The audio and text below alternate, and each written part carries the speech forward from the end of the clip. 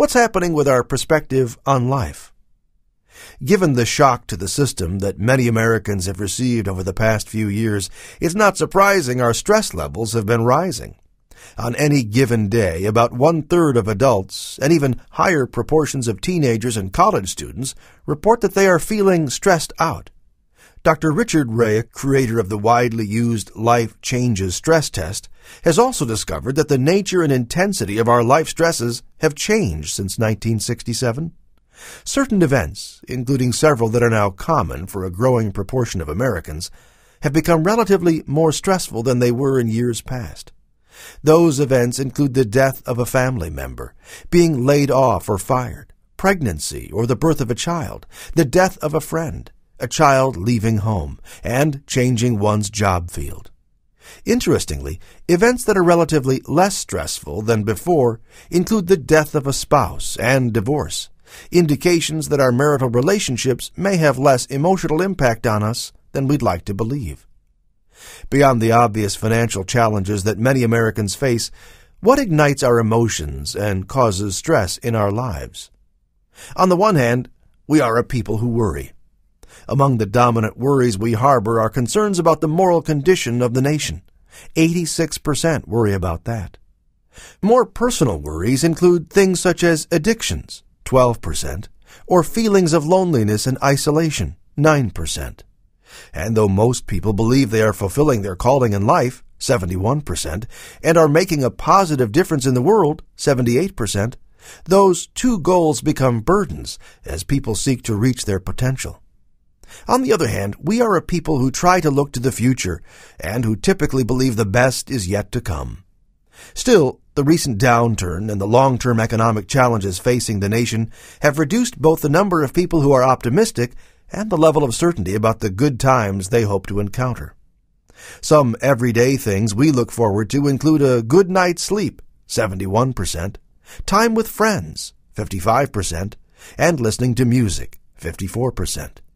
We also embrace long-term hopes, plans, and dreams that give shape and identity to our lives, such as being in good health, 85%, living with a high degree of integrity, 85%, having one marital partner for life, 80%, having a clear purpose for life, 77%, having a close personal relationship with God, 75%, having close personal friendships, 74%, living a comfortable lifestyle, 70%, enjoying a satisfying sexual relationship within marriage, 66%, having children, 66%, living close to family and relatives, 63%, and being deeply committed to the Christian faith, 59%. Whew! That's a lot of pieces to the puzzle for a person to develop and organize, but it gives a good sense of what really matters to us and how we will apply our resources.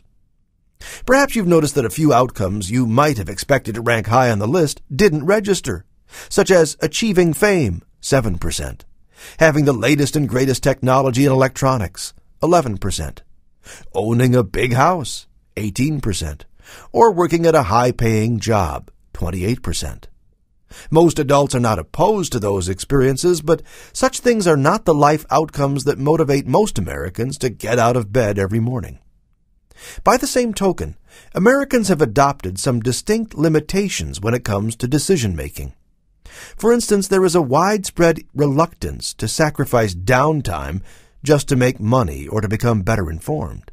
Likewise, people are generally unwilling to give up public services in order to cut taxes or to reduce personal pleasures and entertainment to be more connected to other people. What does it take, then, to be happy? One recent study discovered that it takes a healthy annual income, but that money alone doesn't do it. Based on the analysis of surveys among 450,000 adults, Angus Deaton and Daniel Kahneman concluded that the more money people earn, the more contentment they experience in the moment, until income reaches $75,000. After that point, the additional toys and comforts afforded by increased income do nothing to improve their current mood. However, additional income beyond that point does seem to improve people's overall satisfaction with their quality of life and place in the world, if not their level of day-to-day contentment. So making money is not a magic formula for joy and contentment, but anyone who reads the Bible closely already knew that. But old dreams die hard, even in the face of empirical evidence to the contrary. For instance, a substantial plurality of adults dream about becoming rich. When offered the option of being richer, thinner, smarter, or younger, 43% opted for the money, with fewer desirous of being thinner, 21%, smarter, 14%, or younger, 12%. The remaining 10% had no interest in any of those four options. Wealth was of slightly greater interest to men, 46%, than women, 41%, whereas being thinner was twice as appealing to women, 29%, as men, 14%. Surprisingly, men were twice as likely as women to desire being younger, 16% versus 8%. In a culture in which celebrities are often thought of as glamorous and carefree due to their wealth, it may be natural to pine for more money, but wealth is a lure that rarely fulfills people's expectations.